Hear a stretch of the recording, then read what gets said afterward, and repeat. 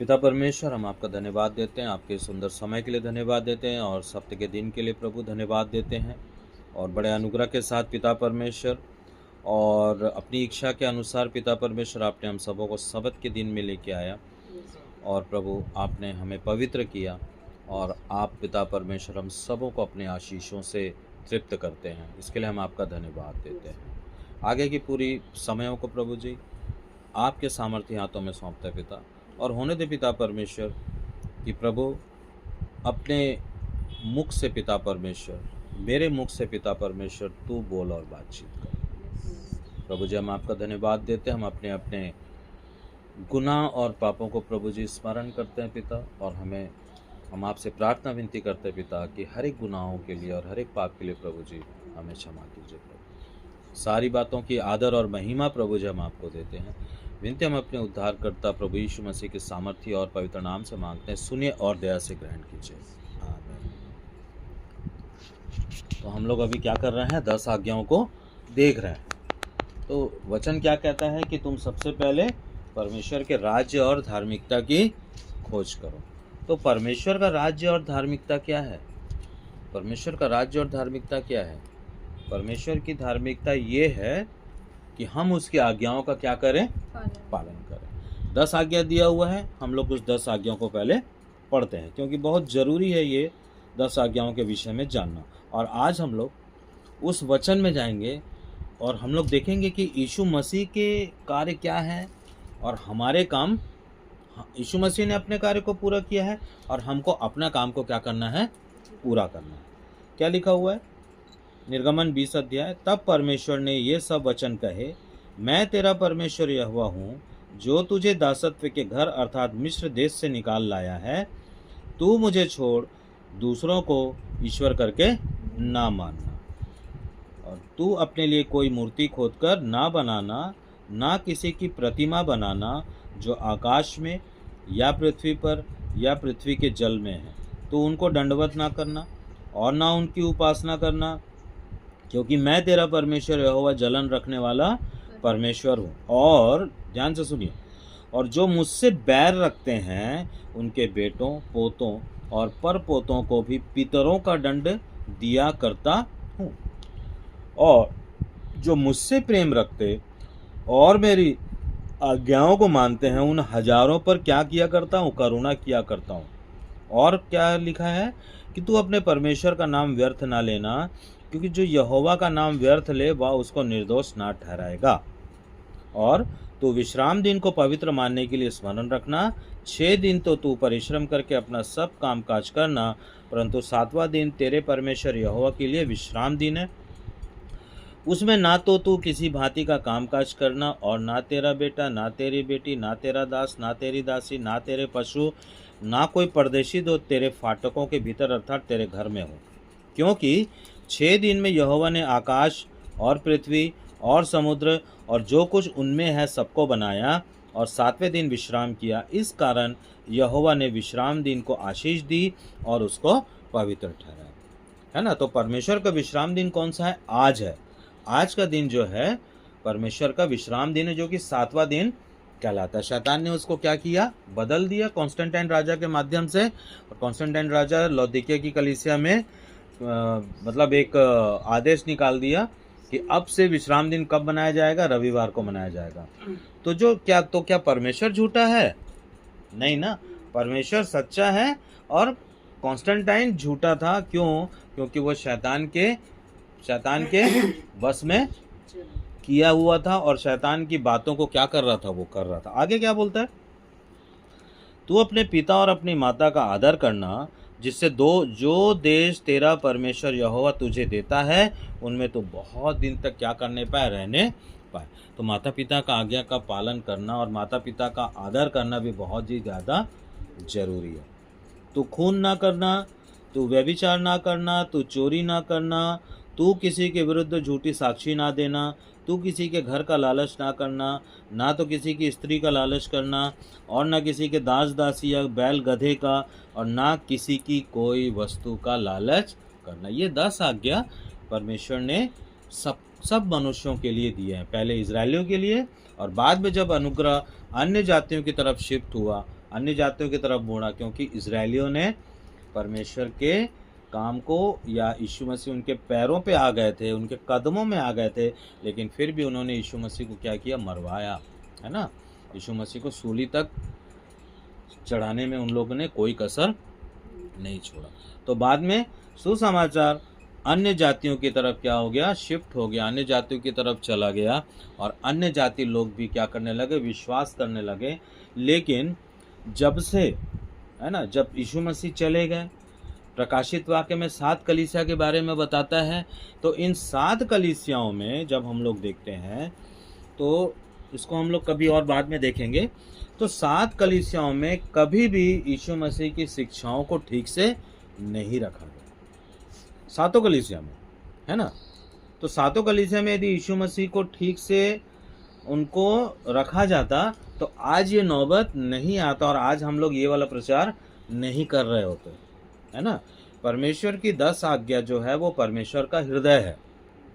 परमेश्वर की जो 10 आज्ञा है वो परमेश्वर का हृदय है, और जो कोई इस 10 आज्ञाओं में से किसी को भी तोड़ता है, परमेश्वर उसको दंड भी दे सकता है, और परमेश्वर यदि दंड नहीं भी दिया है, बाद में देगा, तो उसके पहले परमेश्वर को हम लोग क्या करते हैं, उदास, परमेश्वर को क्या करते हैं, उदास करते हैं, है ना। तो ऐसा नहीं है कि कोई परमेश्वर से प्रेम नहीं करता, परमेश्वर से सब प्रेम करते हैं, लेकिन अन्य बातों को वे ज़्यादा महत्व देते हैं। अन्य बातों को, संसार की बातों को ज़्यादा महत्व देने के कारण लोग क्या हो गए हैं, परमेश्वर से जैसा प्रेम करना चाहिए वैसा प्रेम नहीं करते। क्योंकि यदि सचमुच में लोग परमेश्वर से प्रेम करते हैं तो क्या होगा, परमेश्वर से यदि सचमुच लोग प्रेम करते हैं तो वो क्या करेंगे, आज्ञा का पालन करेंगे, ठीक है। तो 7 कलीसियाओं में यीशु मसीह के बारे में ठीक से बातों को नहीं रखा गया, क्योंकि यीशु मसीह ने एक ही बात बोला कि मेरे स्मरण के लिए यही किया करो। नो ईस्टर, नो 25 दिसंबर, कोई रविवार नहीं, केवल सबत, है ना, केवल सबत का दिन। तो जो सब्त का दिन है वो परमेश्वर ने हम सबों के लिए रखा है, और जो व्यक्ति मनुष्य की आज्ञा को छोड़ करके, त्याग करके जब परमेश्वर की आज्ञा के अंदर आता है, तो परमेश्वर उसको क्या करते हैं, आशीषित करते हैं। लेकिन इसका मतलब ये नहीं है कि शैतान उसको तंग नहीं करता, शैतान उसको तंग भी करता है, ठीक है। तो आज के वचन में जो हम लोग जा रहे हैं, उसका जो शीर्षक है वो है क्रूस और क्रूस, क्रूस और क्रूस। उसको हम लोग ऐसा भी बोल सकते हैं कि क्या हम शरीर में चल रहे हैं या क्या हम आत्मा में चल रहे हैं, ठीक है। यदि हम शरीर में चल रहे हैं तो शरीर की इच्छाओं को, हमारे मन की बातों को हम ज़्यादा महत्व देंगे। लेकिन यदि हम लोग सच में आत्मा में चल रहे हैं, इसका मतलब है कि हमें पवित्र आत्मा प्राप्त है, ठीक है। तो और हम लोग देखेंगे बहुत ही मतलब बहुत ही क्या बोलना चाहिए, गंभीर बात है कि जिसको लोग बाइबल को ना ठीक से नहीं समझ पाते। इसलिए नहीं समझ पाते क्योंकि प्रेम तो करते हैं, लेकिन संसार और संसार के मनुष्यों की आज्ञाओं में चलने के कारण वे परमेश्वर की 10 आज्ञाओं को ठीक से नहीं मानते हैं। और परमेश्वर की 10 आज्ञाओं को जब ठीक नहीं मानते हैं, तो अब जब नहीं मानते तो प्रेम भी नहीं करेंगे। यीशु मसीह बोले ना कि यदि तुम मुझसे प्रेम करोगे तो मेरी आज्ञाओं का पालन करोगे। यदि कोई सच में प्रेम करेगा यीशु मसीह से, तो उसकी सभी आज्ञा का पालन करेगा, और सब्त का भी पालन करेगा। ऐसा नहीं है कि 9 आज्ञा का पालन करेगा और वो चौथी आज्ञा जो है, सब्त के दिन की जो आज्ञा वाली बात है, उसको क्या करेगा, मनुष्य छोड़ देगा। ऐसा नहीं है, क्योंकि परमेश्वर की जो 10 आज्ञा है वो परमेश्वर के हृदय की और परमेश्वर की इच्छा को बताता है ना। तभी तो परमेश्वर ने इजरायलियों को दिया ना कि तू ये ना करना, ये ना करना, ये ना करना, ये ना करना, ये करना, ये करना, ये करना, बोला गया ना। लेकिन क्या हो गया है कि यीशु मसीह की शिक्षाओं को प्रकाशित वाक्य के, यानी कि उनके चेलों ने 7 कलीसिया सीरिया में बनाया था, जिसको आज टर्की कहते हैं, है ना, टर्की जो देश है, वहाँ पे 7 कलीसिया को बनाया गया था, और आज वो कलीसिया नहीं है, ठीक है। तो कहने का मतलब है कि जब हम लोग बाइबल को ध्यान से देखते हैं तो हम लोग को ये समझ में आता है कि यीशु मसीह ने अपने प्राण क्रूस पर दे करके हमारा मेल किससे कराया है, परमेश्वर से, ठीक है। और हम, ये तो यीशु मसीह का काम हो गया, लेकिन हमारा काम क्या है? हमारा काम ये है कि जब हम विश्वास करते हैं, जब हम सच में यीशु मसीह से प्रेम करते हैं, तब परमेश्वर की उपस्थिति को हमारे जीवन में लाना आवश्यक है। जब पवित्र आत्मा हमारे जीवन में आता है तो परमेश्वर की उपस्थिति हमारे जीवन में आती है। और इस बात को हमेशा ध्यान रखना है कि संसार क्या करता है? भ्रमित करता है। तो पवित्र आत्मा आएगा तो तुम अन्य अन्य भाषा बोलोगे, ऐसा लिखा है ना। कोई जरूरी नहीं है, कोई जरूरी नहीं है कि उसको अन्य अन्य भाषा मिले, है ना। यदि वो लालायित रहेगा तो अन्य अन्य भाषा मिल भी जाएगा। अन्य अन्य भाषा बोलने से किसी का उन्नति नहीं होता, परंतु उसका खुद का उन्नति हो सकता है, लेकिन प्रभु की आज्ञा मानने से सबका उन्नति होता है। ठीक है, तो करना क्या है कि हमको खुद को जांचना है कि वास्तव में हमारे अंदर पवित्र आत्मा काम कर रहा है कि नहीं कर रहा है। ठीक है, तो यदि हम लोग देखेंगे, निकालेंगे यूहन्ना का 10 अध्याय उसका 9 वचन, यूहन्ना 10 अध्याय और उसका 9 वचन को निकालेंगे। क्या बोल रहा है? द्वार मैं हूँ, यदि कोई मेरे द्वारा भीतर प्रवेश करे तो उद्धार पाएगा और भीतर बाहर आया जाया करेगा और चारा पाएगा। चारा पाएगा मतलब भोजन, चारा पाएगा मतलब भोजन। कैसा भोजन? आत्मिक भोजन, है ना। कैसा वाला भोजन? आत्मिक भोजन पाएगा। क्या बोल रहा है? फिर से देखो, द्वार मैं हूँ, यदि कोई मेरे द्वारा प्रवेश करता है तो वह उद्धार पाएगा और भीतर और बाहर आया जाया करेगा और भोजन पाएगा। और अगला भी देखो, चोर केवल चोरी करने, मार डालने और नष्ट करने के लिए आता है, मैं इसलिए आया हूँ कि मैं जीवन, कि वे क्या पाए? जीवन पाए और परिपूर्णता से पाए। ठीक है, तो यीशु मसीह ने बोला, यूहन्ना 14:6 भी निकाल लो, यीशु मसीह ने बोला मार्ग, सत्य और जीवन मैं ही हूँ। ठीक है, निकालो यूहन्ना 14 अध्याय और उसका 6 वचन। क्या बोल रहे हैं यीशु मसीह? कि मार्ग, सत्य और जीवन। यीशु ने उससे कहा, मार्ग और सत्य और जीवन मैं ही हूँ, बिना मेरे द्वारा कोई पिता के पास नहीं पहुँच सकता। बिना मेरे द्वारा कोई पिता के पास, तो पिता के पास सब पहुँच सकता है। एक धर्मी व्यक्ति भी पिता के पास जा सकता है, एक पापी व्यक्ति भी पिता के पास प्रार्थना लेके, क्योंकि यीशु मसीह जो एक द्वार है, यीशु मसीह द्वार है, उसमें से होकर के हम यीशु मसीह के नाम से पिता परमेश्वर तक क्या कर सकते हैं? पहुंच। एक पापी आदमी भी पहुंच सकता है, एक धर्मी आदमी भी पहुंच सकता है। समझ में आ रहा है ना? आज का वचन जो परमेश्वर ने हमारे लिए रखा है और यूट्यूब में जो सुनते हैं उनके लिए रखा है, उसका मूल यही है कि यीशु मसीह ने अपना काम क्रूस पर किया है, परमेश्वर ने अपना काम किया, हमको अपना काम करना है।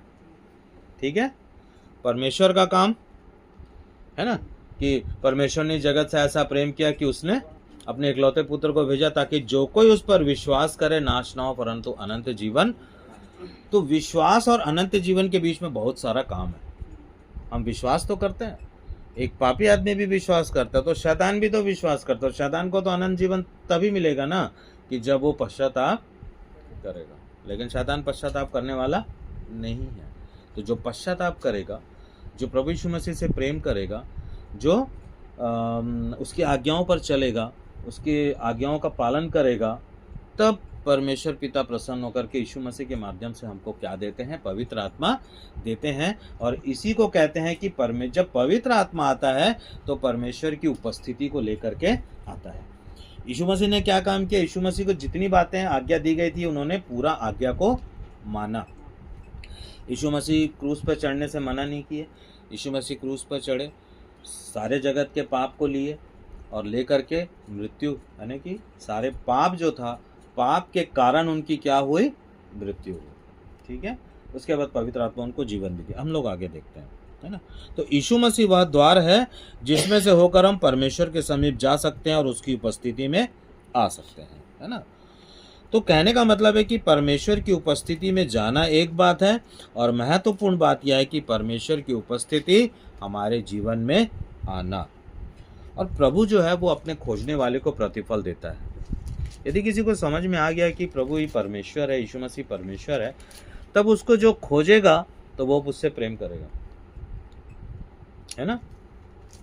और यीशु मसीह कहे ना कि भाई तुम मांगते नहीं, मांगो तो तुम्हें पिता क्या करेगा, अपने मांगने वाले को अच्छी वस्तुएं क्यों ना देगा। ठीक है, तो इन सब स्टेप को हम लोग सब छोड़ देते हैं और हम लोग सोचते हैं कि पवित्र आत्मा दे दो, पवित्र आत्मा दे दो, पवित्र आत्मा दे दो, तो पवित्र आत्मा नहीं मिलता है। पवित्र आत्मा मिलने के लिए केवल एक ही कंडीशन है कि यीशु मसीह से प्रेम करना पड़ेगा, उसकी आज्ञाओं का पालन करना पड़ेगा, उसके 10 आज्ञाओं में अपने आप को लाना पड़ेगा, समर्पित जीवन जीना पड़ेगा, परमेश्वर को प्रसन्न करना पड़ेगा। तब परमेश्वर की इच्छा होगी कि उसको पवित्र आत्मा दे या ना दे। यदि परमेश्वर प्रसन्न हो जाते हैं, यीशु मसीह प्रसन्न हो जाते हैं, तो उसको पवित्र आत्मा मिलता है। हम लोग बहुत दिनों से इन बातों को देख रहे हैं। निकालेंगे रोमियो की पत्री 5 अध्याय और उसका 10 वचन। बहुत ध्यान से आज वचन को सुनेंगे। 5 अध्याय उसका 10 वचन क्या लिखा है। आज हम लोग देख रहे हैं कि प्रभु यीशु मसीह अपना काम किए, है ना, हमको अपना काम करना है। और पौलुस क्या कहता है, इनको भी देखना। पौलुस जो था वो यीशु मसीह का चेला था, दास था। चेला तो नहीं बोलेंगे, दास था। पढ़ो 5 का 10, ध्यान से सुनेंगे। क्योंकि बैरी होने की दशा में उसके पुत्र की मृत्यु के द्वारा हमारा मेल परमेश्वर के साथ हुआ, है ना। देखो, क्योंकि जब हम शत्रु ही थे, जब हम पापी ही थे, जब हम अपराधी ही थे, है ना, हमारा मेल परमेश्वर के साथ उसके पुत्र के मृत्यु के द्वारा हुआ। यदि पुत्र नहीं मरता तो परमेश्वर के साथ हमारा मेल होता कि नहीं होता? कभी नहीं होता। इसलिए पुत्र का मरना जरूरी था, है ना। पुत्र का मरना जरूरी था, यीशु मसीह का मरना जरूरी। यीशु मसीह के मरने के कारण, मृत्यु के कारण, उसके लहू बहाने के कारण और पूरे समस्त मानव जाति के पाप को वो अपने ऊपर में ले लिया, तब जो लहू बहा, उस लहू में से परमेश्वर क्या करता है, हम लोगों को देखता है। ठीक है, तो हम क्या दिखाई देते हैं? धर्मी दिखाई देते हैं। परंतु धर्मी दिखाई देना अलग होता है और धर्मी बनना अलग होता है। ठीक है, चलिए और क्या बोल रहे हैं यहाँ पे? 2 बात है। क्योंकि जब हम शत्रु ही थे, हमारा मेल परमेश्वर के साथ उसके पुत्र की मृत्यु के द्वारा हुआ, है ना। तो इसका दूसरा भाग क्या है? तो उससे बढ़कर अब मेल हो जाने पर हम उसके जीवन के द्वारा उद्धार क्यों ना पाएंगे।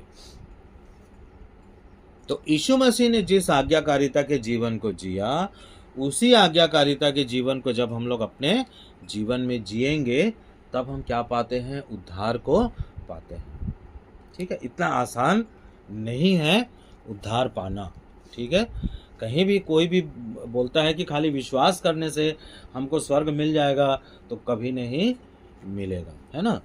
तो उद्धार पाने के लिए हमको विश्वास, प्रेम, आज्ञाकारिता, परमेश्वर को प्रसन्न करना, पवित्र आत्मा पाना, है ना, आज्ञाकारिता पर चलना, है ना, आज्ञाकारिता पर चलना और परमेश्वर को प्रसन्न करना और जीवन भर समर्पित जीवन जीना, तब जाके हमारा क्या होता है? उद्धार होता है। ठीक है, तो हम लोग देखते हैं कि यीशु मसीह ने क्रूस पर अपना काम पूरा कर लिया।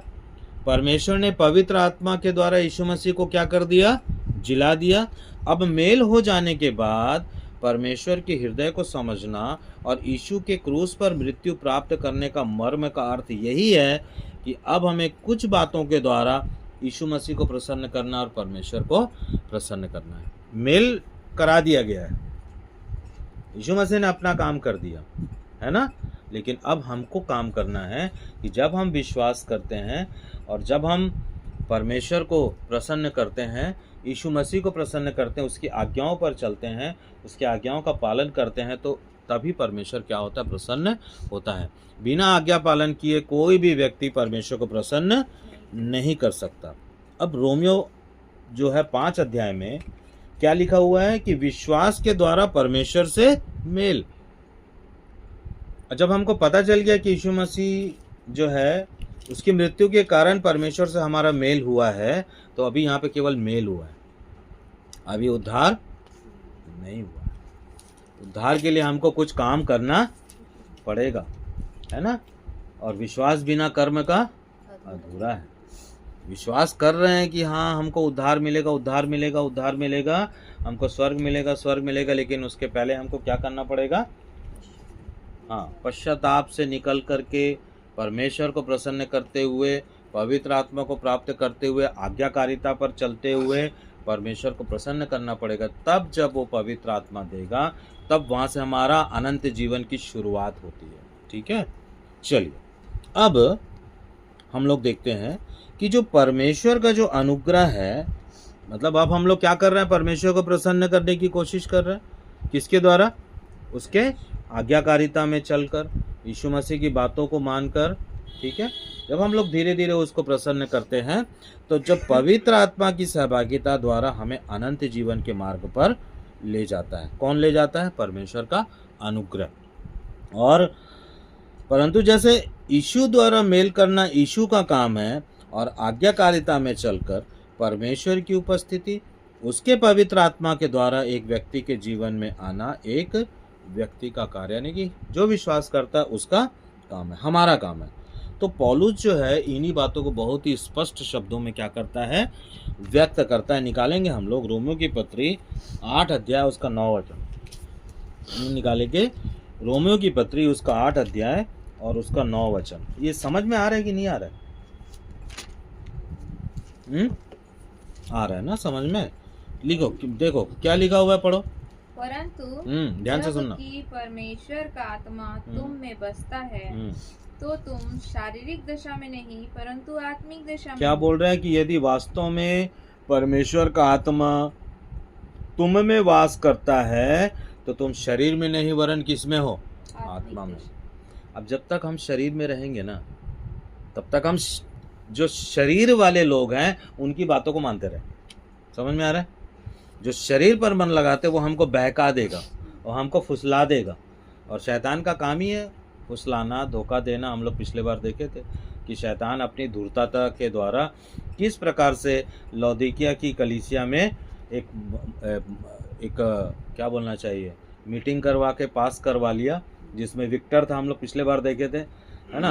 और विक्टर का उपयोग शैतान ने किया। बाद में राजा कॉन्स्टेंटाइन का प्रयोग शैतान ने किया, और क्या किया, एक बात निकाल दिया कि अब से कोई सबत नहीं होगा। तो क्या हम लोग कॉन्स्टेंटाइन का बात मानेंगे या परमेश्वर का बात मानेंगे? हम परमेश्वर का बात मानेंगे, क्योंकि परमेश्वर ही केवल सच्चा है और कोई भी सच्चा नहीं है। हम उसके अनुग्रह के कारण हम बचे रहते हैं, परंतु हमारे अंदर भी कोई सच्चाई, जब तक हमारे अंदर पवित्र आत्मा है, जब तक हम आज्ञाकारिता में चल रहे हैं, तब तक हम सच्चाई में चल रहे हैं।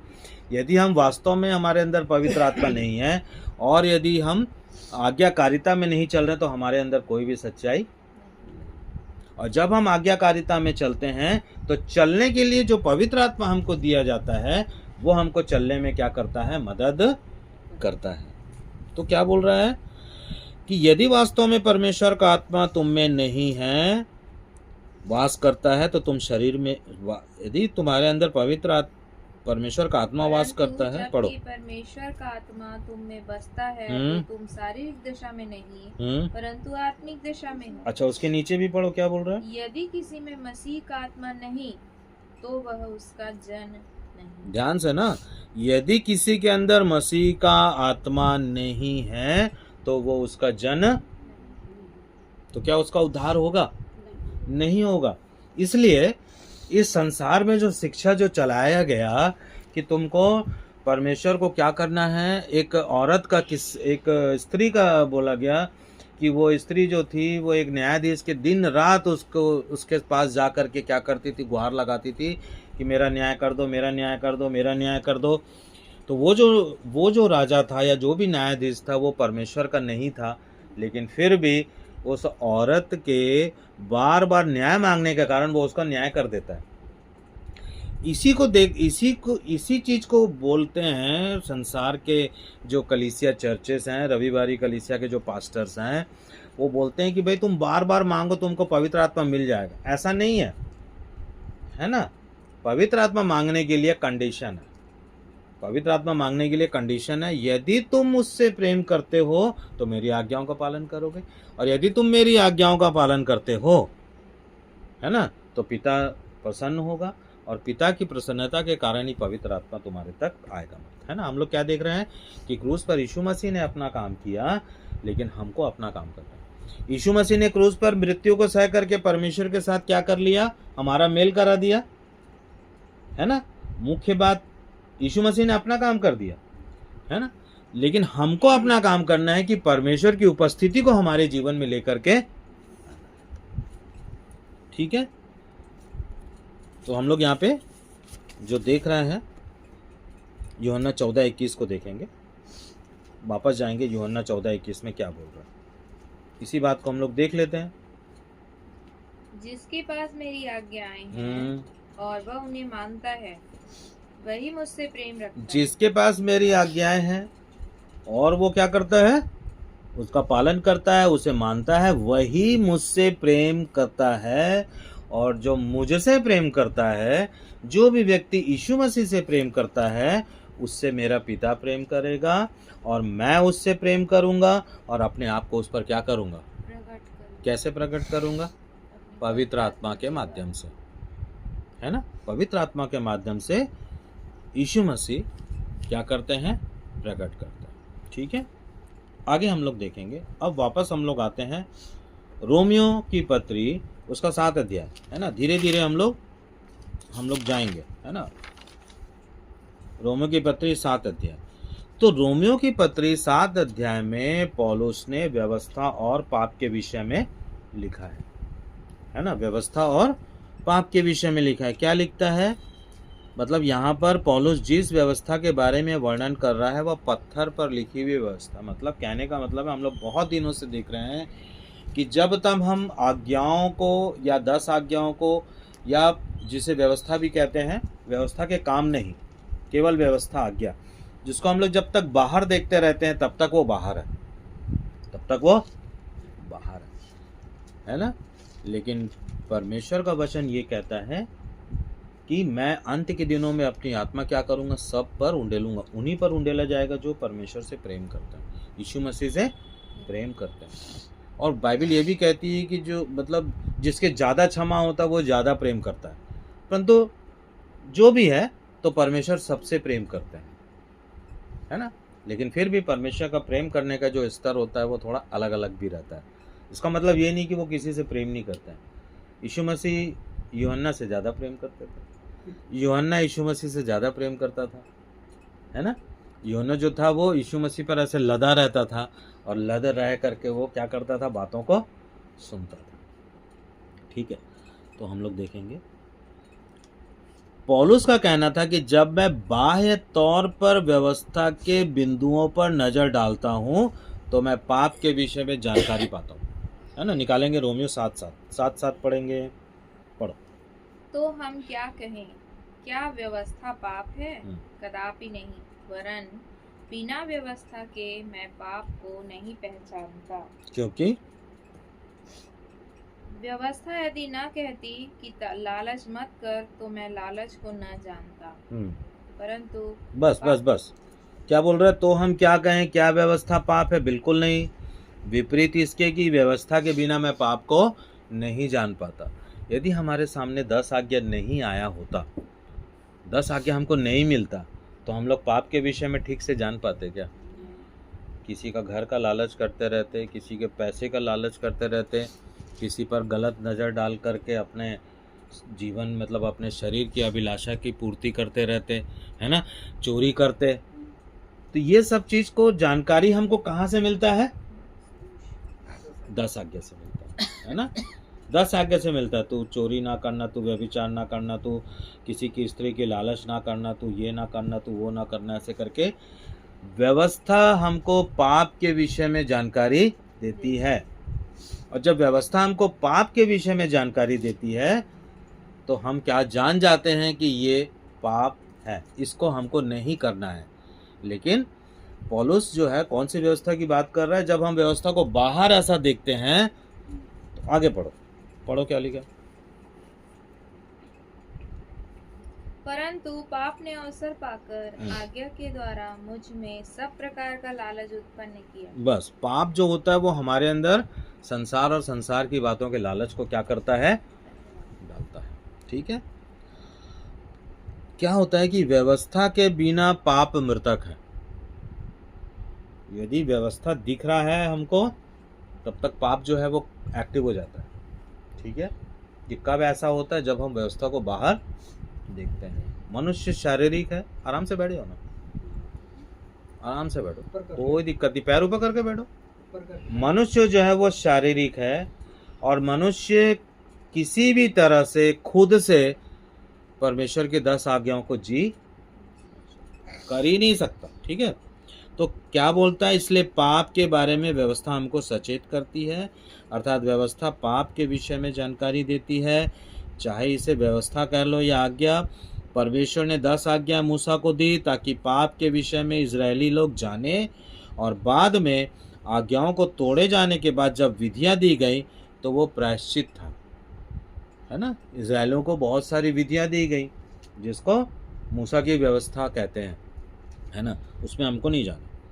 तो परमेश्वर ने क्या किया, यीशु पर मनुष्यों के पापों अपराधों को डाल दिया कि यीशु जो है वो मृत्यु तक जाए, और फिर यीशु मसीह को जीवित भी किया परमेश्वर ने, है ना, यीशु मसीह को जीवित भी किया परमेश्वर ने। तो इन बातों को जब हम लोग आगे देखते हैं तो रोमियो 7 के 12 में हम लोग क्या देखते हैं, देखो, इसलिए व्यवस्था पवित्र है। व्यवस्था या आज्ञा क्या है, पवित्र है, खरी है और उत्तम है ना। पौलुस जो है 7:14 में क्या कहता है, देखो, हम जानते हैं कि व्यवस्था तो आत्मिक है, परंतु मैं शारीरिक और पाप के हाथ बिका हुआ और आगे, जो मैं करता हूँ उसको नहीं जानता। ध्यान से सुन रहे ना, जो मैं करता हूँ उसको नहीं जानता, क्योंकि जो मैं चाहता हूँ वह नहीं किया करता। तो पौलुस क्या पाप कर रहा था? पौलुस जो है वो मनुष्य के चरित्र को बता रहा है। पौलुस जब यीशु मसीह में आ गया तो क्या वो उसके शरीर में ऐसा हो रहा है क्या? नहीं।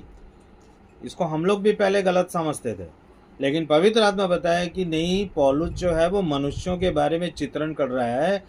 क्या चित्रण करता है, क्या बताता है कि जो मैं चाहता हूँ वो नहीं करता, परंतु जिससे मुझे घृणा है मैं वही। किसके बारे में बता रहा है? आम लोगों के बारे में बता रहा है ना, जो व्यवस्था से दूर हैं, जो यीशु मसीह से प्रेम नहीं करते।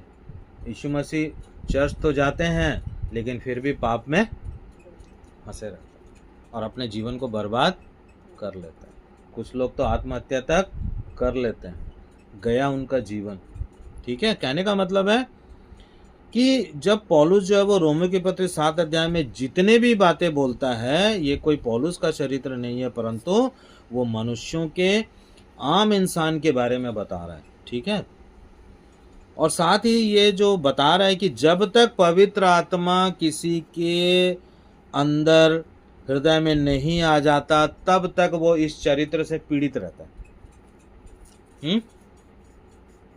रहेगा ना? नहीं रहेगा।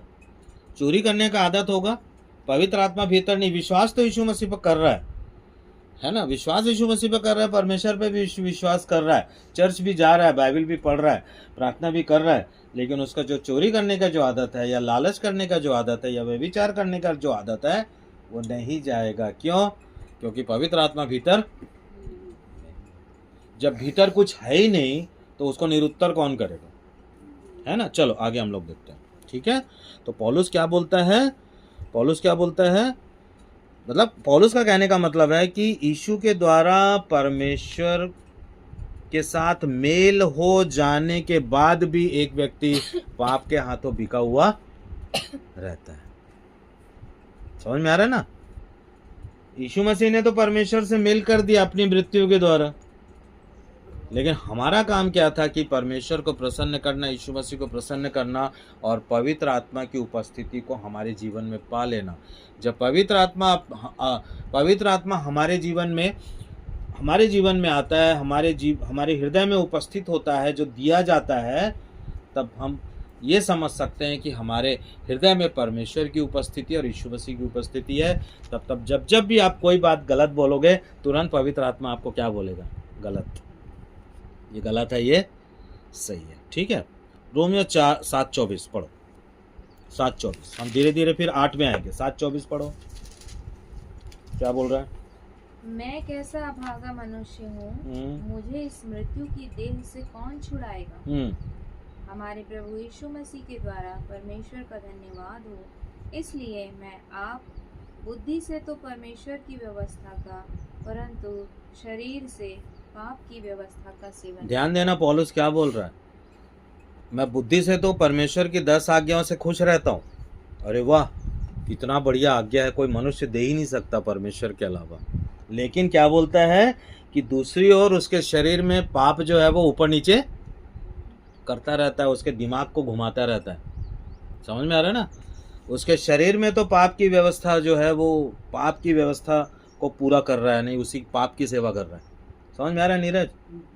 चर्च भी जा रहे हैं, ठीक है, बाइबल भी पढ़ रहे हैं, चर्च के डांस गाना में भी भाग ले रहे हैं, और चर्च में उसको पास्टर हिला रहे हैं, डुला रहे हैं, सब कर रहे हैं, लेकिन आज्ञा के विषय में कभी नहीं बता रहे। पौलुस आम आदमी के बाद, पौलुस कोई ऐसा कुछ नहीं था कि पौलुस कोई लालच कर रहा था। पौलुस के जीवन में ऐसा कुछ नहीं था। जिस पौलुस के हाथ रखने से पवित्र आत्मा ट्रांसफर हो जाता था, क्या उसके जीवन में पाप रहेगा? बिल्कुल नहीं। लेकिन लोगों ने इसको गलत तरीके से, और हम लोग भी जब पहले इन सब चीज़ों को पढ़ते थे तो हम गलत तरीके से सोचते थे कि जरूर पौलुस के अंदर कोई पाप रहा होगा। परंतु पौलुस आम आदमी के बारे में बोलता है कि मैं जो नहीं चाहता हूँ वही करता हूँ, और जो चाहता हूँ उसको नहीं कर पाता हूँ। समझ में आ रहा है ना? कहने का मतलब ये है कि पौलुस जो है वो आम इंसान के जीवन के बारे में बात करता है कि मैं कैसा भागा मनुष्य हूँ, मुझे इस मृत्यु की देह से कौन छुड़ाएगा। तो हमारे प्रभु यीशु मसीह के द्वारा परमेश्वर का धन्यवाद हो। अतः एक ओर तो मैं स्वयं अपने मन से परमेश्वर की व्यवस्था की, परंतु दूसरी ओर से मैं शरीर में पाप की सेवा। आज पूरा संसार ऐसे ही कर रहा है। चर्च देख देख के खुश है, चर्च में पेंटिंग हो रहा है, अरे वाह। तो यीशु मसीह ने चेलों को बोला ना कि इसको मैं क्या कर दूंगा, ढा दूंगा, और 3 दिन में क्या कर दूंगा, फिर से इसको भी बहुत गहरा अर्थ वाला वचन है।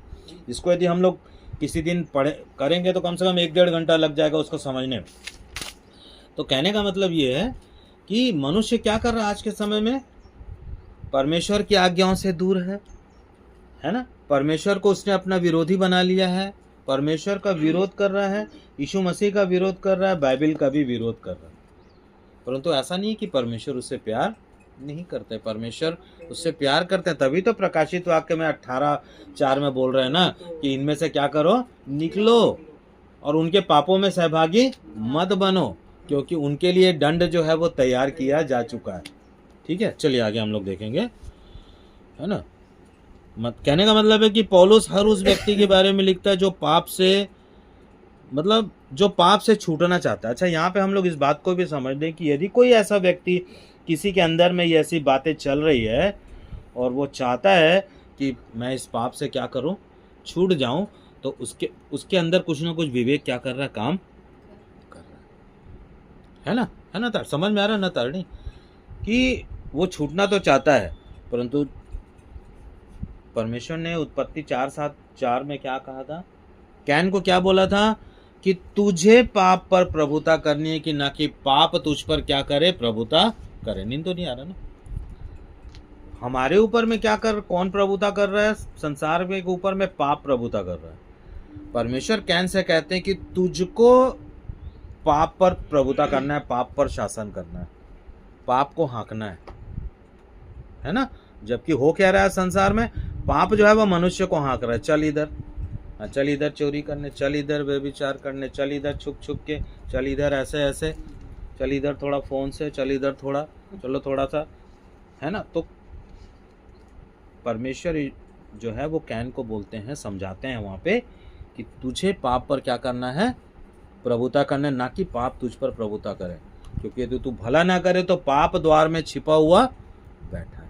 हम लोग देख रहे हैं ना नीरज, जीवन देख रहे हैं ना, कैसे लोग आत्महत्या करते जा रहे हैं मसीह में, मतलब जो चर्च जा रहे हैं, जो बाइबल पढ़ रहे हैं, जो वचन सुन रहे हैं, तो आखिर वो आत्महत्या क्यों कर रहा है? इसलिए आत्महत्या, शनिवार को जो बोले थे ना वचन में, हाँ, कौन सा वचन था? पतरस का 7 का, कि पहले इन्हीं का न्याय होगा। हाँ, तो न्याय किनका होगा? नहीं, न्याय उनका होगा, प्रभु वाले का जो न्याय तो उनसे शुरू होगा जो प्रभु में आज्ञा का पालन करते हैं, उनसे न्याय नहीं होगा। अच्छा, उनसे नहीं होगा। वो तो न्याय में पहले से पड़ा हुआ है। वो तो न्याय उनका हो चुका ना, उनका न्याय हो चुका है, वो उधर से वापस ही नहीं आना चाहते हैं। तो प्रकाशित वाक्य में भी एक जगह पर लिखा हुआ है कि परमेश्वर ने उनको अनाज्ञाकारिता में बंद कर दिया, तुम लोग मरो उसी में, तुम सुनते ही नहीं हो, वहीं रहो, वहीं मरो, वहीं गड़ जाओ, है ना। तो और यीशु मसीह ये भी बोले कि मेरे से बहुत सारे लोग हे प्रभु करेंगे, परंतु मैं उनको बोलूँगा मैं तुमको नहीं जानता। प्रभु किनको जानते हैं? जो प्रभु की आज्ञाओं का पालन करते हैं। ठीक है, चलो रोमियो की 7:25 पढ़ो, क्या लिखा हुआ है पढ़ो। हमारे प्रभु यीशु मसीह के द्वारा परमेश्वर का धन्यवाद हो, इसलिए मैं आप बुद्धि से तो परमेश्वर की व्यवस्था का परंतु शरीर से पाप की व्यवस्था का सेवन करता हूँ। क्या लिखा? बुद्धि से तो परमेश्वर की व्यवस्था का, बुद्धि से तो मैं परमेश्वर की व्यवस्था से प्रसन्न रहता हूँ, परंतु क्या कर रहा हूँ? शरीर से पाप की व्यवस्था की सेवा कर रहा हूँ। यह अवस्था वह है जब एक व्यक्ति व्यवस्था को बाहर से देखता है, आज्ञाओं को बाहर से देखता है, और उसे उस आज्ञाओं को देख करके बड़ा अच्छा लगता है, और घर में लोग क्या करते हैं, 10 आज्ञाओं की लिस्ट को भी क्या कर लेते हैं, टांग लेते हैं, है ना। 10 आज्ञा नीचे गिर जाता है, ऊपर से कोना में रखते हैं, दिमाग भी लग जाता है, लेकिन फिर भी वो क्या करते रहता है, उस पर नज़र नहीं रहता, क्योंकि वो मनुष्य इतना शारीरिक है कि वो आज्ञा उसके भीतर तक आ ही नहीं सकती है ना, और वो आज्ञा को पूरा कर ही नहीं सकता। ठीक है, रोमियो 7:23 पढ़ो, क्या बोल रहा है? मुझे अपने अंगों में एक भिन्न व्यवस्था का बोध होता है जो मेरे मन की व्यवस्था के विरुद्ध में युद्ध करती है। मन की व्यवस्था क्या है? मन या हृदय परमेश्वर की व्यवस्था से तो प्रसन्न रहता है, परंतु अंगों में जो पाप की व्यवस्था है, शरीर में जो मनुष्य के पाप जो काम करते रहता है, मनुष्य उसी की सेवा करता रहता है। ठीक है, तो अभी पास्टर स्टीफन लोग वहाँ गए थे, उनको एक जगह पे गए, वहाँ पे नहीं मिला, चारों तरफ मूर्ति था, वहाँ उन लोग नहीं रुके। फिर एक गुरुद्वारा कोई बताया, बोलते हैं यहाँ पीला पगड़ी डाल के जाना पड़ेगा, तो उन लोग पीला पगड़ी डाल के अंदर रूम देखने गए, परंतु उनके मन में अंदर से बात आई कि भले ही हम 2 पैसा ज़्यादा खर्च कर ले, लेकिन होटल में ही,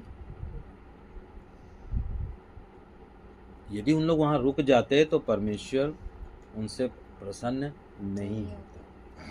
यही बात को बोले, भले मेरा 1200 रुपये एक दिन का जा रहा है, कोई बात नहीं, वो पैसा तो परमेश्वर मेरे को दे ही देगा, लेकिन हम जबरदस्ती वहाँ किसी और के सामने, क्या लिखा है, तो किसी को दंडवत ना किसी प्रतिमा को दंडवत, तुम उसके अंदर जा रहे हो, मतलब उसके सब चीज को मान रहे हो।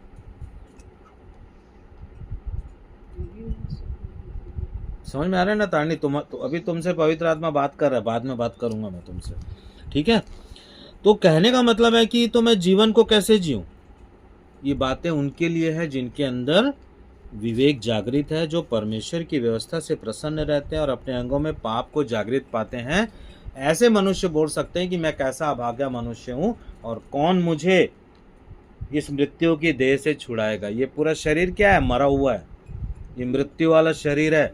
इस मृत्यु के शरीर में भी पाप क्या कर रहा है, जबकि धार्मिकता काम करना था, धार्मिकता वाला बात करना। चलिए 8 अध्याय में आता है ना, अब 8 अध्याय में आते हैं। तो जब हम लोग, जैसे ही हम लोग 8 अध्याय में आते हैं, तो पौलुस का विषय है कि पवित्र आत्मा हमें जीवन प्रदान करता है, पवित्र आत्मा के द्वारा हमको जीवन मिलता है। मतलब जब तक पवित्र आत्मा हमारे अंदर नहीं आएगा तब तक हमको जीवन नहीं मिलेगा। ठीक है, तो कहने का मतलब क्या है, 8:4 रोमियो 8:4 पढ़ो, क्या लिखा देखो। इसलिए कि व्यवस्था की विधि हम में जो शरीर के अनुसार नहीं वरन आत्मा के अनुसार चलते हैं पूरी की जाए।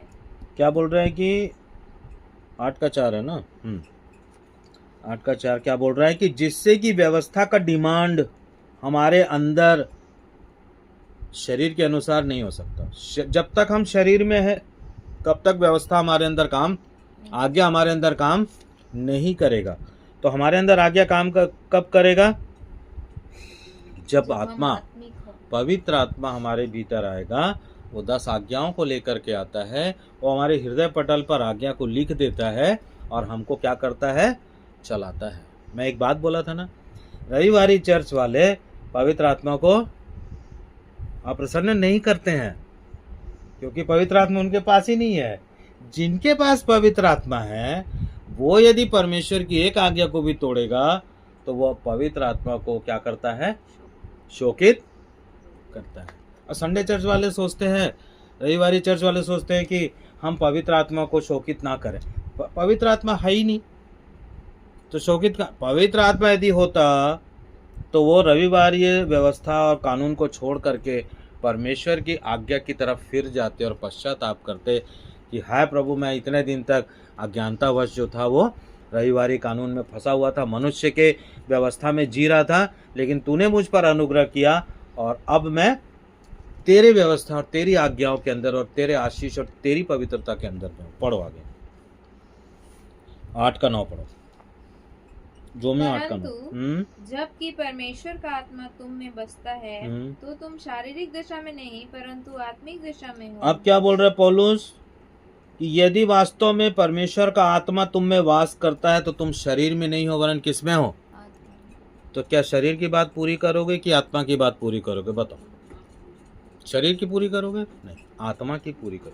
और आत्मा की पूरी करेंगे तो आत्मा 10 आज्ञाओं को हमको पूरा करवाएगा, वो हमको मार्ग दिखाएगा और बोलेगा कि मार्ग यही है, इस पर चलो। ठीक है, मार्ग यही है, इस पर चलो। ठीक है, तो पौलुस क्या कहता है कि पवित्र आत्मा का हमारे जीवन में दिया जाना और उसके लिए हमें लालायित होना आवश्यक है। यदि वास्तव में परमेश्वर का आत्मा तुम में वास करता है तो तुम शरीर में नहीं वरन आत्मा में हो। क्योंकि परमेश्वर ने यीशु के शरीर में पाप को क्या किया, दोषी ठहराया। यीशु को पाप में शरीर की समानता में क्या किया, लाया और पाप के लिए बलिदान होने को भेजा। रोमियो 8:3 पढ़ो, क्या लिखा हुआ। क्योंकि जो काम व्यवस्था शरीर के कारण दुर्बल होकर न कर सकी, कोई भी मनुष्य के अंदर क्षमता नहीं थी कि वो शरीर में परमेश्वर की आज्ञा को क्या कर सके, जी सके। इसलिए परमेश्वर ने एक सुसमाचार दिया कि परमेश्वर ने जगत से ऐसा प्रेम किया कि उसने अपना एकलौता पुत्र बलिदान होने के लिए भेज दिया, ताकि जो कोई उस पर विश्वास करे कि यीशु मरा और जी उठा हमारे पापों के लिए, तो वो क्या पाएगा, उद्धार। परंतु विश्वास, मैं बार बार कहता हूँ कि विश्वास करना और उद्धार पाने के बीच में बहुत बड़ा गैप है, उसमें हमको चलना पड़ेगा। जो चलेगा उसका उद्धार होगा। पढ़ो, फिर से पढ़ो एक बार, कि जो काम व्यवस्था शरीर के कारण दुर्बल होकर, हमारा शरीर क्या है, दुर्बल है। हम बाहर में व्यवस्था को देखते हैं, अच्छा तू चोरी ना करना, हाँ मैं चोरी नहीं करूँगा। तू व्यभिचार ना करना, हाँ ठीक है मैं व्यभिचार नहीं करूँगा। तू लालच नहीं करना, अच्छा मैं लालच भी नहीं करूँगा। लेकिन कहीं ना कहीं जाके वो उसमें क्या हो जाएगा, गिर जाएगा, क्योंकि शरीर दुर्बल है और पाप से भरा हुआ है। इसलिए यीशु मसीह को एक निष्पाप शरीर को पवित्र आत्मा के माध्यम से भेजना पड़ा, ताकि उस निष्पाप शरीर को परमेश्वर क्या करे, दोषी। तो जब यीशु मसीह क्रूस पर चढ़ता है तो उसका शरीर तो निष्पाप है। यीशु मसीह पाप से अनजान था। ऐसा नहीं था कि पाप के बारे में नहीं पता था, यीशु मसीह ने शरीर में कोई भी पाप नहीं किया था। ठीक है ना, परंतु इसका मतलब ये नहीं था कि उसको पापों के विषय में जानकारी नहीं थी। अब जानकारी नहीं रहती तो 10 आज्ञा यीशु मसीह थोड़ी ना देते, नहीं देते ना, पानी पी लो, पानी पी लो, है ना। तो उस काम को परमेश्वर ने अपने पुत्र के शरीर में पूरा किया। रोमियो 8:1 पढ़ो चलो। अतः अब जो मसीह यीशु में हैं उन पर दंड की आज्ञा नहीं। अतः अब जो मसीह यीशु में हैं उन पर दंड की आज्ञा नहीं। और पढ़ो, क्योंकि वे शरीर के अनुसार नहीं वरन आत्मा के अनुसार चलते हैं। क्योंकि वे शरीर के अनुसार नहीं वरन आत्मा के अनुसार चलते हैं। मतलब यहाँ पे उस व्यक्ति को पवित्र आत्मा मिल गया, यहाँ पे उस व्यक्ति को पवित्र आत्मा मिल गया है, इसलिए वो शरीर के अनुसार चलना पसंद नहीं करेगा, परंतु आत्मा, जीवन के आत्मा की जो व्यवस्था है वो परमेश्वर द्वारा दी जाती है और पवित्र आत्मा फिर हमको क्या करता है, चलाता है। ठीक है, यदि यीशु मसीह नहीं मारे जाते, है ना, तो हमारा उद्धार होना बहुत ही मुश्किल था, क्योंकि हमारे शरीर के अंदर कोई ऐसी योग्यता नहीं है कि हम 10 आज्ञा में से एक आज्ञा को भी क्या कर लें, जी लें। इसलिए जब तक पवित्र आत्मा नहीं आएगा, पवित्र आत्मा हमको निरुत्तर नहीं कर पाएगा। चलो और देखो क्या लिखा है, क्यों, हाँ पौलो रोमियो 8:10 में पढ़ो, 8:10। यदि मसीह तुम में है बहुत थोड़ा सा है, तो हाँ। देह पाप के कारण मरी हुई है। यदि मसीह तुम में है, क्या बोल रहा है, यदि मसीह तुम में है, यद्यपि शरीर पाप के कारण मृतक है, फिर भी आत्मा धार्मिकता के कारण जीवित है। समझ में आ रहा है? धार्मिकता मतलब 10 आज्ञाएं, ठीक है ना नीरज? यद्यपि क्या बोल रहे, यदि तुम मसीह में हो तो यद्यपि शरीर पाप के कारण मृतक है, फिर भी आत्मा धार्मिकता के कारण क्या है, जीवित है। ठीक है, और 10 को भी पढ़ो, यही था ना, 10 ही था ना। अच्छा 11 पढ़ो। यदि उसी का आत्मा जिसने यीशु को मरे हुओं में से जिलाया, हाँ, यदि परमेश्वर का आत्मा जिसने यीशु को मृतकों में से, मरे हुए में से जीवित किया, हाँ, तुम में बसा हुआ है, तुम में बसा हुआ है, तो वही पवित्र आत्मा जो यीशु मसीह को जीवित करता है आज से 2025 साल पहले, वही पवित्र आत्मा अगर तुम में बसा हुआ है, और पढ़ो आगे, तो वह यीशु को मरे हुए में तुम में बसा हुआ है, हाँ। तो जिसने मसीह को मरे हुओं में से जिलाया, वह तुम्हारी नश्वर देहों को भी अपने आत्मा के द्वारा जो तुम में बसा हुआ है जिलाएगा। पवित्र आत्मा नहीं है तो शरीर प्रथम पुनरुत्थान में कभी नहीं उठाया जाएगा। बोल रहा है कि जिस आत्मा के द्वारा यीशु मसीह को परमेश्वर ने जिलाया, उसी आत्मा के द्वारा वह तुमको भी भविष्य में जब प्रथम पुनरुत्थान होगा और यीशु मसीह के आने का समय हो जाएगा और यीशु मसीह बादलों के साथ आएंगे, तब फटाफट जिन जिन लोगों ने आज्ञाओं का पालन किया है, वो शरीर उसका चेंज होकर के ऊपर चला जाएगा। कहने का मतलब है, हम आज किस बात को समझने की कोशिश कर रहे हैं, परमेश्वर ने अपना काम पूरा कर दिया यीशु मसीह को भेज करके। यीशु मसीह ने परमेश्वर के प्रति आज्ञाकारिता में जीवन को जी करके अपना काम किया, क्रूस पर गया, मारा गया, जी उठा, है ना। तो मरने के कारण, उसके लहू बहाने के कारण हमारा मेल किसके साथ हो गया? अब एक पापी इंसान भी क्या कर सकता है, उस जब भी दुखी होगा तो वो क्या करेगा, घुटने पे आकर के सीधा वो जा सकता है। शैतान भी जाता है, आज भी शैतान जो है वो कहाँ जाता है, परमेश्वर के सामने आ जाता है और बोलता है ये तो बहुत ज़्यादा फटफट कर रहा है, इसको जरा थोड़ा सा हिलाओ। बहुत आज्ञा का पालन कर रहा है, इसको थोड़ा सा, इसके जीवन को क्या कर दो, हिला दो, इसके कामकाज को क्या कर दो, हिला दो। उसके बावजूद भी जब हम बने हुए रहते हैं, तब शैतान छोड़ के हमको चला जाता है। इसका मतलब ये नहीं कि दोबारा नहीं आएगा। चलो, है ना।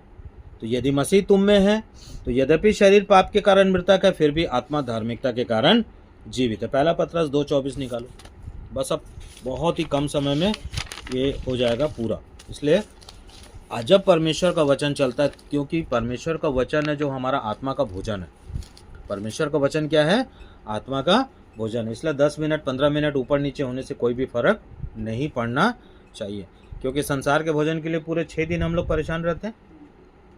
तो उस आत्मिक भोजन के लिए जो परमेश्वर आज हमको दे रहा है, या जो समय समय पे परमेश्वर अपने प्रेम करने वालों के जीवन में जब लेकर के आता है, तो हमको उस भोजन को ग्रहण करना है। यही प्रसाद है। यही क्या है? परमेश्वर का प्रसाद है। प्रसाद लेके ऐसा नहीं कि दालचीनी लेकर के मुंह में डाल ले, ऊपर ऐसे कर ले, ऐसा कुछ नहीं है।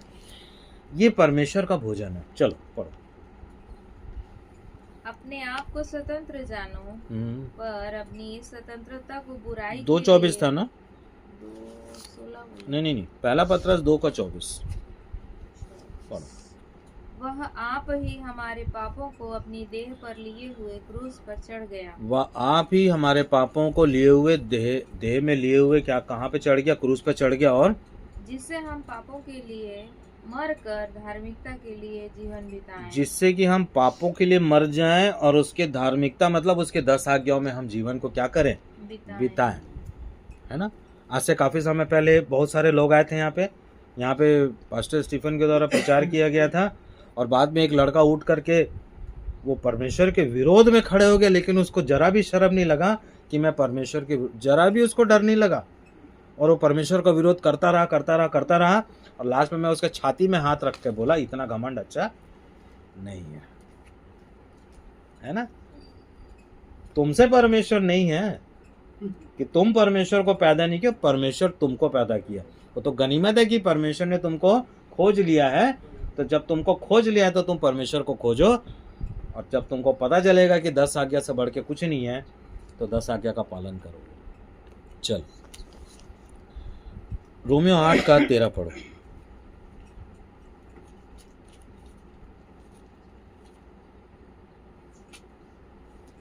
रोमियो 8 का 13। क्योंकि यदि तुम शरीर के अनुसार दिन काटोगे, यदि तुम शरीर के अनुसार दिन काटोगे, हाँ, तो मरोगे। क्या बोल रहा है पौलुस? यदि तुम शरीर की बातों का पालन करोगे अपने जीवन में तो तुम मरोगे। और यदि आत्मा से देह की क्रियाओं को मांगोगे तो मारोगे, आत्मा से देह की क्रियाओं को मारोगे, तो आत्मा की सहायता से देह की क्रियाओं को मारना जरूरी है। दुकान में चले गए, लेडीज लोग जाते हैं दुकान में, सब लोग ऐसा नहीं करते लेकिन बहुत लोग करते हैं। सोना चांदी रहता है, फटाक से क्या करेंगे, एक तो अंगूठी, फटाक से कोई सामान को जल्दी से खींच के अंदर कर लेंगे। लालच में आ गए, चोरी भी कर लिए, लालच भी कर लिए, और चोरी भी कर लिए, और उस दुकान के विरोध में भी खड़े हो गए, और सबसे बढ़ के परमेश्वर के विरोध में भी खड़े। कहीं हम लोग गए, है ना, कोई बोला ये लो पूजा का प्रसाद है, उसको खा लिए, गए काम से नहीं। यदि कोई तुमको ऐसे देता है मान लो, और कुछ नहीं बोलता तो तुम उसको खा सकते हो। लेकिन प्रसाद तो देखने से प्रसाद जैसा लगता है। यदि मिठाई का डब्बा दे दिया तो तुम उसको फेंकोगे थोड़ा ना, और वो बोल नहीं रहा है ना प्रसाद है करके, लेकिन जैसे ही बोलेगा कि ये तो मूर्ति में चढ़ा प्रसाद है, मत खाओ, विवेक के कारण मत खाओ।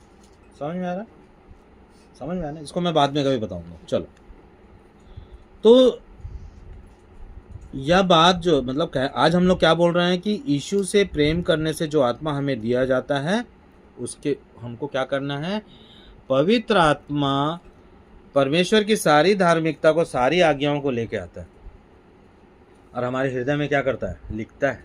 ठीक है, और जब पवित्र आत्मा मिलता है तो हमको क्या करना है, आत्मा से शरीर के कार्य को क्या करना है, नष्ट करना है, मारना है। लालच आ रहा है? बिल्कुल नहीं, है ना। किसी के ऊपर गुस्सा होने का मन कर रहा है? बिल्कुल नहीं, रुको थोड़ा सा। चोरी करने का मन कर रहा है? नहीं। गलत काम करने का मन कर रहा है? नहीं। पवित्र आत्मा निरुत्तर करे।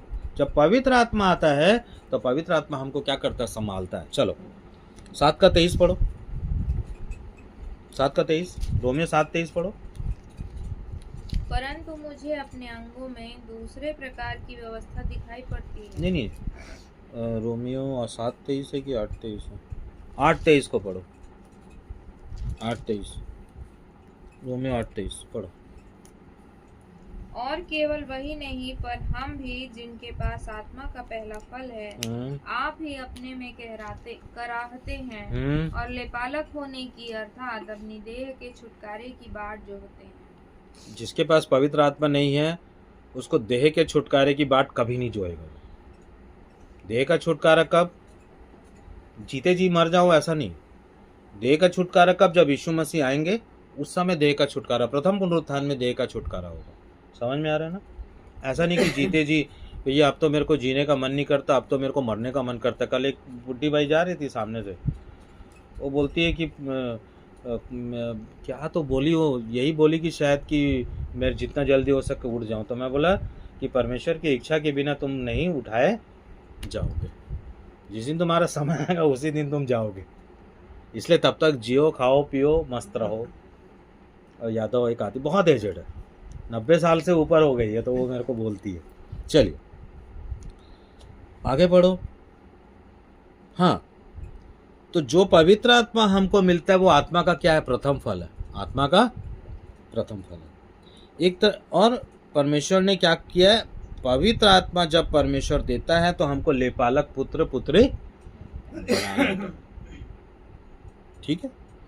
और दूसरी तरफ हम क्या करते हैं, यीशु के आगमन की प्रतीक्षा करते हैं। 7 डे एडवेंटिस्ट जो है वो यही है, आज्ञा का पालन करना और उसके आगमन की प्रतीक्षा में हम पाए जाते हैं। रोमियो 7 का 26-27 पढ़ो, बहुत ही बस एक थोड़ा सा बाकी है, हो गया, पढ़िए।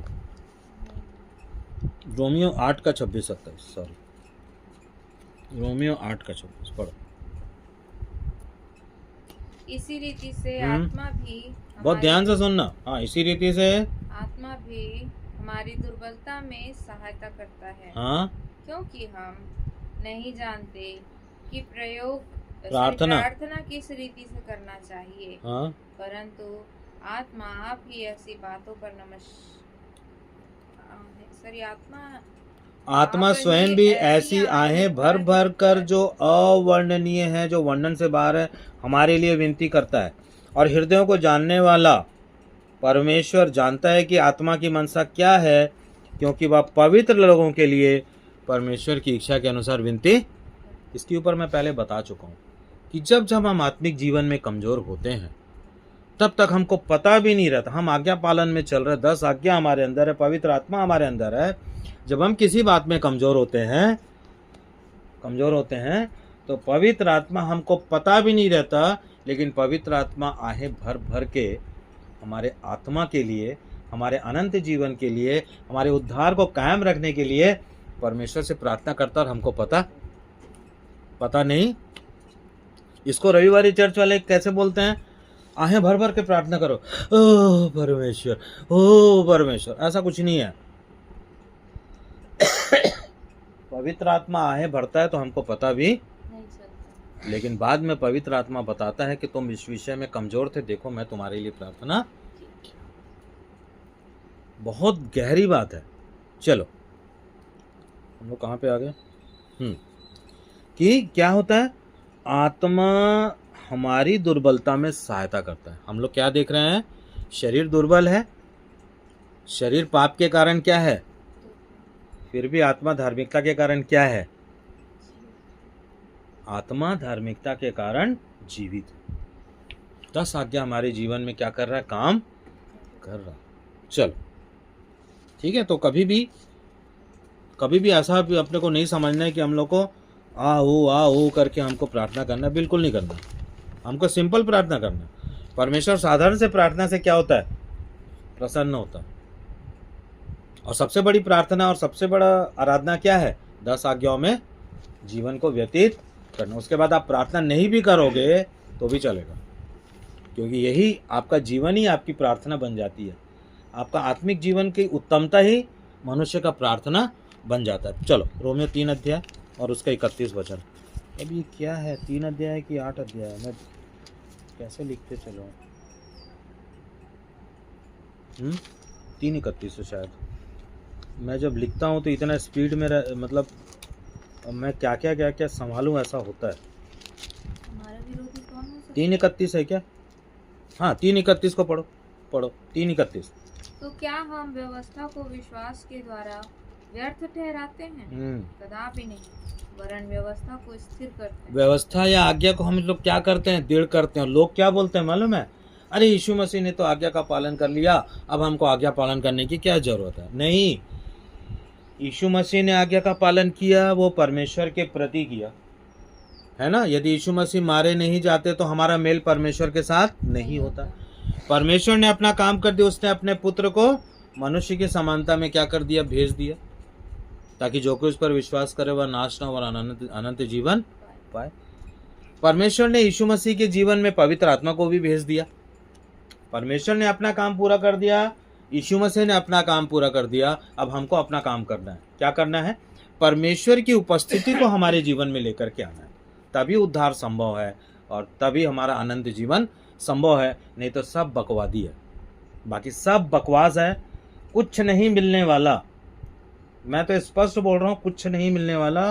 कि जब तक हम 10 आज्ञाओं में ना चलें, जब तक हम परमेश्वर को प्रसन्न ना करें, जब तक हम उससे प्रेम ना करें, और सच में पवित्र आत्मा जब हमारे जीवन में आता है तो हमको क्या करता है, चलाता है।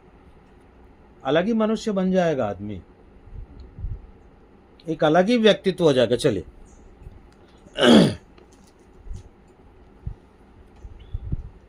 लूका 22:20, लूका 22:20 निकालो, और इसके पहले यूहन्ना 16:8 निकालो। यूहन्ना 16:8 बहुत इंपॉर्टेंट है ये। अभी हम लोग क्या देख रहे हैं, पौलुस क्या बोल रहे हैं, यदि तुम शरीर में जी रहे हो तो शरीर की बात को ही पूरा करोगे, यदि तुम आत्मा में जी रहे हो आत्मा की बातें। तो आत्मा की बातें क्या है, परमेश्वर की बातें। आत्मा की वही बातें हैं, आत्मा अपने साथ वही बातों को लेकर के आता है जो परमेश्वर के हृदय में है, कि परमेश्वर मनुष्य से कुछ चाहता है ना। चलो पढ़ो 16:8। वह आकर संसार को पाप और धार्मिकता और न्याय के विषय में निरुत्तर करेगा। देखो 16:8 क्या बोल रहा है, फिर से ध्यान से पढ़ो। वह आकर संसार की पाप और धार्मिकता और न्याय के विषय में निरुत्तर करेगा। जब पवित्र आत्मा किसी के अंदर परमेश्वर यीशु मसीह के माध्यम से भेजते हैं तो पवित्र आत्मा संसार को संसार इंसान के अंदर में काम कर रहा है कि नहीं कर रहा है। संसार क्या है, पाप है, संसार में पाप भरा हुआ है। तो संसार को क्या करता है, पाप और धार्मिकता और न्याय के विषय में निरुत्तर करता है। उसके पास कोई उत्तर नहीं है, मनुष्य के पास में कोई भी उत्तर नहीं रहेगा। क्यों? क्योंकि पवित्र आत्मा उसको बोलता है कि मार्ग यही है और इस पर चलो। पाप के बारे में बताएगा, धार्मिकता के बारे में बताएगा, है ना। ये भी बताएगा कि तुम जो है वो 4 आज्ञा को तो मान रहे हो, 6 आज्ञा को नहीं मान रहे हो, 9 मान रहे हो, 1 नहीं मान रहे हो। ये किसके अंदर आएगा, जो सच में परमेश्वर से प्रेम करता है, जो यीशु मसीह से प्रेम करता है, जो उसकी आज्ञाओं का पालन करता है, जिसको पवित्र आत्मा मिल जाता है। तो जब पवित्र आत्मा मिल जाता है, इसका मतलब कि कुछ भी बोलना नहीं है संसार को दिखाने के लिए कि देखो मैं तो बहुत ही अन्य भाषा बोलता हूँ और मैं तो बहुत प्रार्थना करता हूँ। तुमसे ज़्यादा प्रार्थना पवित्र आत्मा तुम्हारे लिए करता है। जब पवित्र आत्मा आएगा तो क्या करेगा, वो संसार को पाप, धार्मिकता और न्याय के विषय में क्या करता है, निरुत्तर करता है। मतलब नो आंसर, उसके पास कोई आंसर, उस मनुष्य के पास में कोई उत्तर नहीं रह जाता और मनुष्य जो है वो उसका मुंह थोड़ा सा छोटा हो जाता है। उसको समझ में आ जाता है कि मैं यहाँ पे कुछ गलती कर रहा था। लेकिन आप संडे रविवारी चर्च में चले जाइए, वो सब करते हैं, गलती करते हैं, सब करते हैं, उनको पता ही नहीं कि क्या गलत कर रहे और क्या सही कर रहे। मैं डंके की चोट पर बोलता हूँ कि उनके पास तो पवित्र आत्मा है ही नहीं, तो उनको किस बात के लिए पवित्र आत्मा निरुत्तर करेगा। पवित्र आत्मा केवल उन्हीं को निरुत्तर करता है जिसके भीतर में पवित्र आत्मा होता है। और न्याय कहाँ से शुरू होगा, जिसके भीतर पवित्र आत्मा है और जो 10 आज्ञाओं को मानता है, न्याय उनसे शुरू होगा, ना कि रविवारी चर्च वाले से शुरू होगा। समझ में आ रहा है ना। चलिए बस थोड़ा सा वचन करके हम लोग अब बंद। अब महत्वपूर्ण बात ये आती है कि लोग बोलते हैं कि यीशु मसीह ने तो आज्ञा का पालन कर लिया, तो हमको क्या जरूरत है। क्योंकि मेरे एक मित्र ने ऐसे मेरे को बोला, मैं उसको बताया। निकालेंगे इब्रानियों की पत्री 5 अध्याय उसका 8 वचन। लोग कहते हैं कि यीशु मसीह ने तो क्रूस पे आज्ञाओं को मान लिया, अब हमको आज्ञा पालन करने की क्या जरूरत है। गलत शिक्षा दी गई है, गलत शिक्षा को फैलाया जा रहा है। तुमको आज्ञा पालन जैसा यीशु मसीह ने परमेश्वर के प्रति किया था, वैसे ही आज्ञा पालन हमको यीशु मसीह और परमेश्वर के प्रति हमको करना है। समझ में आ रहा है ना। पढ़ो। पुत्र होने पर भी उसने दुख उठा कर आज्ञा माननी सीखी। पुत्र होने पर भी यीशु मसीह ने दुख उठा कर, दुख सह कर हर एक आज्ञा को स्मरण कर करके आज्ञा पालन करना सीखा। कौन? यीशु मसीह। तो तुम क्या यीशु मसीह से बड़े हो गए हो उस चर्च वाले लोग? हाँ, या हम लोग भी, हम यीशु मसीह से बड़े नहीं है। जब यीशु मसीह दुख उठा कर, दुख सह करके आज्ञा पालन करना सीखते हैं, तो हमको भी पालन करना। और पढ़ो आगे। और सिद्ध बनकर आज्ञा पालन करने के कारण वो सिद्ध ठहराया गया। वो क्रूस पर चढ़ा, वो मारा गया, है ना। वो उसने पाप हमारा ले लिया, उसके मृत्यु के कारण परमेश्वर से हमारा मेल हुआ, ये यीशु मसीह की सिद्धता थी, जीवन की सिद्धता थी। यीशु मसीह के जीवन की पहली सिद्धता थी आज्ञा पालन करना। दूसरी सिद्धता थी उसने क्या कर दिया, परमेश्वर से हमारा मेल कर दिया। और तीसरी सिद्धता यीशु मसीह की ये थी कि वो मुर्दों में से जी उठा। तो जैसा जैसा यीशु मसीह के साथ हुआ वैसा वैसा हमारे साथ होगा, लेकिन कब होगा, जब पवित्र आत्मा हमारे हृदय में होगा। और पढ़ो और आगे, वह सिद्ध ठहराया गया और किनके लिए सिद्ध ठहराया गया, हाँ, अपने सब आज्ञा मानने वालों के लिए सदा काल के उद्धार का कारण हो गया। अपने सब आज्ञा मानने वालों के लिए, यहाँ पे कहाँ पे यीशु मसीह बोल रहे हैं कि आज्ञा का पालन करना जरूरी नहीं है। अपने सब आज्ञा पालन करने वालों के लिए वो अनंत उद्धार का स्रोत बना। कौन, यीशु मसीह। यही सिद्धता है। और परमेश्वर क्या बोलते हैं कि तुम क्या बनो, पवित्र बनो। तो पवित्र तुम तभी बनोगे जब परमेश्वर के सत्य के दिन में तुम ठहरोगे, उसकी पवित्रता को पाओगे, है ना। पवित्र आत्मा के लिए लालायित रहोगे। यदि नहीं मिला है तो पवित्र आत्मा पाओगे, उसको प्रेम करने और उसकी आज्ञा पालन करने के द्वारा, है ना। और जब पवित्र आत्मा आएगा तो वो क्या करता है, तुमको संसार को पाप, धार्मिकता और न्याय के विषय में क्या करता है, निरुत्तर करता है। तो जब यीशु मसीह दुख उठाए तो हमको भी दुख उठाना। पहला पत्रस 2:21 पढ़ो। अब ध्यान देना इस बात पर, हाँ।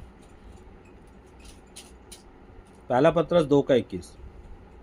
और तुम इसी के लिए बुलाए भी, और तुम इसी के लिए, ध्यान से सुनना, तुम इसी के लिए, तो किसके लिए, तो पहला पत्रस 2:19 उसी में, किसके लिए, तो इसी के लिए। पढ़ो।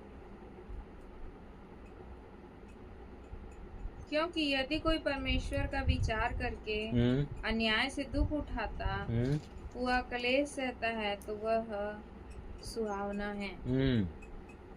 अच्छी बातों के लिए दुख उठाना, ठीक है, समझ में आ रहा है ना। संसार में बहुत सारे मसीह हैं जो पाप करके दुख उठाते हैं, परंतु यहाँ पे वचन क्या बोल रहा है कि तुम उचित काम करने पर यदि तुमको दुख होता है तो परमेश्वर प्रसन्न होता है। और पढ़ो, उसी अभिप्राय से आगे पढ़ो। और तुम इसी के लिए बुलाए भी गए हो क्योंकि मसीह भी तुम्हारे लिए दुख उठाकर तुम्हें एक आदर्श दे गया है कि तुम भी उसके पद चिन्हों पर चलो। यीशु मसीह के पद चिन्हों पर। यीशु मसीह ने आज्ञा का पालन किया, हमको भी आज्ञा का पालन करना है। यीशु मसीह ने दुख उठाया, हमको भी अच्छे काम करके दुख उठाना है। यीशु मसीह ने 10 आज्ञा का पालन किया तो हमको भी 10 आज्ञा का पालन करना है। यीशु मसीह ने जिस प्रकार से सिद्धता को आज्ञा पालन करते हुए प्राप्त किया, तो यीशु मसीह ने दुख क्यों उठाया, पुत्र होने पर भी उसने दुख उठा कर, दुख सह कर, मनुष्य की बातों में ना आकर उसने आज्ञा पालन करना सीखा। उन सब के लिए जो उसकी आज्ञा का पालन करते हैं, है ना। और हर आज्ञा पालन करने वालों के लिए, यहाँ पे नहीं लिखा है कि रविवारी वालों के लिए, अनाज्ञाकारिता करने के लिए नहीं लिखा है। जो आज्ञा पालन करता है उसके जीवन के लिए वो अनंत उद्धार का क्या बन गया, स्रोत, सोता बन गया। ठीक है, तो हम लोग को ये अपने जीवन में देखना है। और यीशु मसीह ने पुराने नियम में भी यहेजकेल 36, 26 और 27 में हमसे क्या बातचीत किया है कि मैं तुझे नया हृदय और नया आत्मा दूंगा, पत्थर का हृदय निकालकर मांस का हृदय दूंगा। मैं अपना आत्मा तुम्हारे भीतर देकर ऐसा करूंगा कि तुम मेरी विधियों पर चलोगे और मेरे नियमों को मानकर उसके अनुसार करोगे। चलो पढ़ ही लेते हैं इसको, अंतिम वचन यहेजकेल 36 उसका 26 और 27 वचन पढ़ो।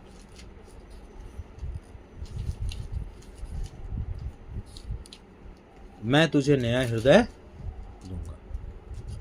ठीक है, तो जब हम लोग सब्त के दिन में आए तो सब्त के दिन में आने के पहले ही परमेश्वर हमको नया हृदय क्या कर चुका था, दे चुका था। हाँ पढ़ो। मैं तुमको नया मन दूंगा और तुम्हारे भीतर नई आत्मा उत्पन्न करूंगा। नई आत्मा मतलब जो विश्वास करते हैं, जो प्रेम करते हैं, जो आज्ञा, जो यीशु मसीह की बातों को मानते हैं, है ना, उनको परमेश्वर नई आत्मा देगा। और पत्थर का, और तुम्हारी देह में से पत्थर का हृदय निकाल कर तुमको मांस का हृदय दूंगा। पत्थर का हृदय क्या है, किस बात को दर्शाता है कि वो बोलेगा नहीं नहीं नहीं, सब्त की जरूरत नहीं है। तो जब शब्द की जरूरत नहीं है तो तुम कोई भी आज्ञा का पालन, जब तुम एक में दोषी ठहरोगे तो सब में दोषी। वचन यही कहता है कि जब तुम एक में दोषी ठहरते हो तो सब में दोषी ठहरते हो। ये संसार की आत्मा नहीं है कि तुमको बोलेगा कि 9/10 दे देगा। तुम एक आत्मा ने एक गलती कर रहे हो तो तुमको 9/10 दे देगा, ऐसा नहीं है। 10/10 के लिए 10/10 ही करना पड़ेगा, 10/10 लाना पड़ेगा आज्ञा पालन में। तभी उस आज्ञा पालन के द्वारा जिस प्रकार से परमेश्वर ने पवित्र आत्मा के द्वारा यीशु मसीह को जिलाया, हमको भी प्रथम पुनरुत्थान में क्या करेगा, उन आज्ञा पालन करने वाले को जिलाएगा। तो YouTube में जितने भी सुन रहे हैं, यहाँ पर भी जितने लोग सुने, परमेश्वर ने अपनी आत्मा के द्वारा हमसे बोला और बातचीत किया। तो मैं यही उम्मीद करता हूँ कि जो रविवारी चर्च को बार बार ये संदेश परमेश्वर क्यों भेज रहा है। परमेश्वर ये संदेश इसलिए भेज रहा है क्योंकि प्रकाशित वाक्य में 18 अध्याय में यीशु मसीह यूहन्ना से कहते हैं उनको बोलो, है ना, उनमें से निकलो और उनके पाप के सहभागी मत बनो। तो हमको शैतान के पाप का सहभागी नहीं बनना है। और जितने भी रविवारी चर्च जाने वाले लोग हैं उनको ये एक बार सोचना है कि वे सच में शरीर में जी रहे हैं या आत्मा में जी रहे हैं। यदि शरीर में जी रहे हैं तो शरीर की क्रियाओं को पूरा करेंगे, परंतु यदि आत्मा भी जी रहे हैं तो उनकी आत्मा धार्मिकता के कारण जीवित रहेगी और वे प्रथम पुनरुत्थान में उठाए जाएंगे। नहीं तो पूरा जीवन ऐसा चला जाएगा कि जैसे कि बहुत बड़ा नुकसान हो गया, क्योंकि जो आज्ञा पालन नहीं करते हैं वो द्वितीय पुनरुत्थान में न्याय के लिए, सीधा न्याय के लिए उठाए जाएंगे प्रथम पुनरुत्थान के 1000 साल के बाद। तो परमेश्वर इस वचन के द्वारा सबको आशीषित करें। मैं किसी का दुश्मन नहीं हूँ। जो परमेश्वर मेरे को वचन दे रहा है वो वचन मैं बोल रहा हूँ, मेरा वचन नहीं है, ये परमेश्वर का वचन है। हम लोग प्रार्थना करेंगे। पिता परमेश्वर, हम आपका धन्यवाद देते हैं इस समय सुंदर वचन के लिए। प्रभु जी, हम आपका धन्यवाद देते हैं कि प्रभु जी आज आपने वचन के द्वारा हमें बताया कि आपने अपना काम किया, अपने पुत्र को भेजा, यीशु मसीह यहाँ पर आए और आपके प्रति आज्ञाकारी रहे और हमारा मेल, चाहे वो पापी हो चाहे धर्मी हो, सबका मेल परमेश्वर से करा दिया। लेकिन महत्वपूर्ण बात यह है कि हम तो किसी भी अवस्था में रहें, चाहे पापी और धर्मी, हम परमेश्वर की उपस्थिति में यीशु मसीह के नाम से तो जा सकते हैं। लेकिन महत्वपूर्ण बात यह है कि यदि उद्धार और जीवन को पाना है तो परमेश्वर की पवित्र आत्मा को पाना आवश्यक है, अर्थात परमेश्वर की उपस्थिति को हमारे जीवन में लाना आवश्यक है। उन तमाम सुनने वालों के लिए भी प्रार्थना करता हूँ, यहाँ भी जितने इकट्ठे हैं हर एक के लिए प्रार्थना करता हूँ। यदि हमारे अंदर में ऐसा लग रहा है कि पवित्र आत्मा और हम आज्ञा को नहीं मान रहे हैं तो हम आज्ञा मानना शुरू करें, हम यीशु मसीह से प्रेम करना शुरू करें ताकि परमेश्वर प्रसन्न हो और हमको पवित्र आत्मा दे। और जब पवित्र आत्मा आता है तो परमेश्वर की सारी धार्मिकता को लेकर के आता है। और इसी प्रकार से परमेश्वर का वचन कहता है कि तुम सब सर्वप्रथम क्या करो, परमेश्वर के राज्य और उसकी धार्मिकता की खोज करो। उसकी धार्मिकता, उसके 10 आज्ञाएं हैं। सबको जय मसीह।